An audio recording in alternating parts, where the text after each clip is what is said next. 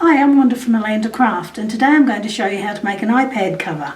Now, the cover that we've got is 8.5 by 11.25, so it may fit most iPads. Some of them it may not, like the iPad Pro may not fit in here, but it should also fit some of the Androids. I can't really comment on that because I don't have an Android, but it does take Paula's iPad 4, you can see here, and we have these nice covers on them as well, so it fits the cover and all in there. And this is my iPad Air, and this fits in here quite comfortably as well. So just slip it in, zip it up, and there you go. Now you can see that we've had some fun with these colours, so you can make these in any colours that you like. And we've added little tassels. So let's get on and show you how to make these.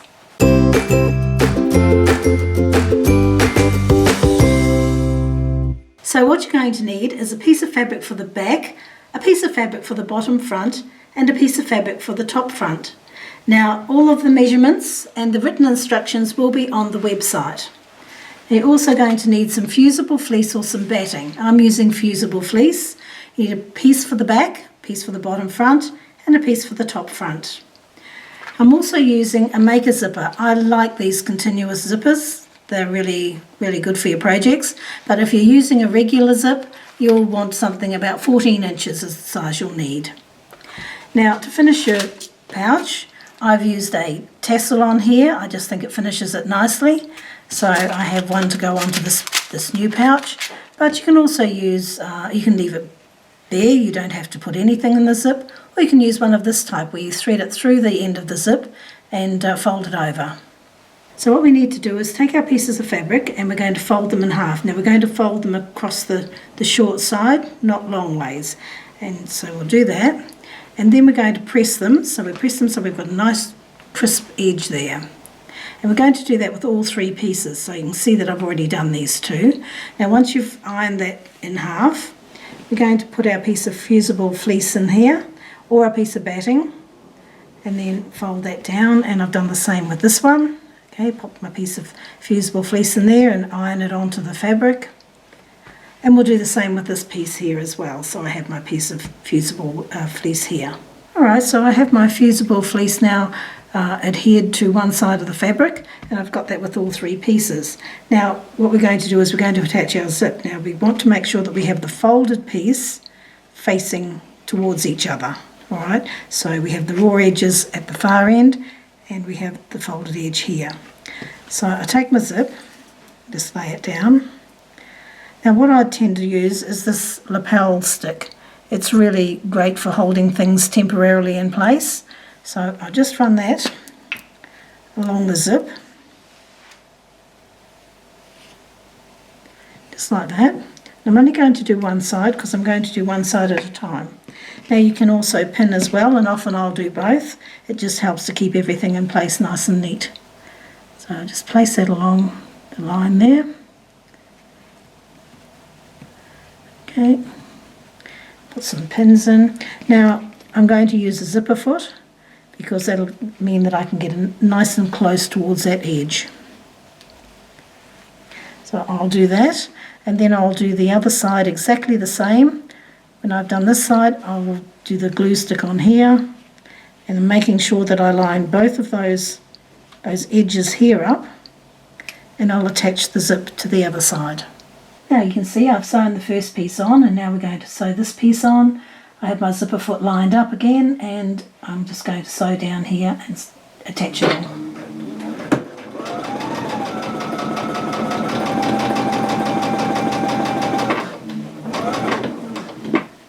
Make sure you remove your pins as you go.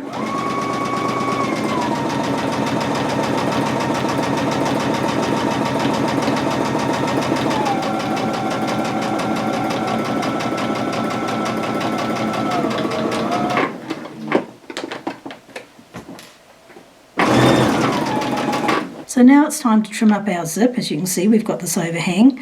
Now you can use your scissors to do this, so you just trim those off. But I've noticed that this is a little bit out here, so what I'm going to just do is just quickly trim that up. Now if you were out a lot, you'd need to unpick and re-sew your piece on, but this has just moved a little bit, so I'm just going to run that down so that that's all straight. See, it was only just a smidgen, but it's just enough to be out.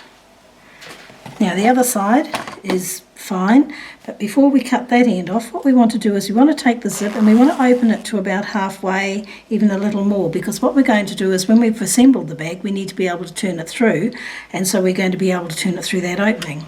But I'm just going to take the scissors for this side and simply cut through the zip. And this is also why you want the zip back here, because if you take it here now, it's going to run off. So now it's time to put our two pieces together. Now you remember we have a folded edge and we also have the other end has raw edges. It doesn't matter how this is attached, and it doesn't matter how you lay this piece down because both sides are the same, they're fully reversible. So that's that piece. Now with this piece you do need to make sure that you have the zipper pull facing upwards towards you, and then you're going to pick it up and place it on top of the other piece. Now what I'm going to do is I'm going to pin all the way around, and I'm also going to sew all the way around. Now one thing just to be careful of is just make sure that this piece here where the zip's open butts up together, and when you sew over the zipper ends, I usually go back and forwards about 3 or 4 times just to secure those. But we don't leave an opening because we're going to be turning our bag through the zipper opening. So now I'm at the zip part, so I want to backstitch over that. So just come forward.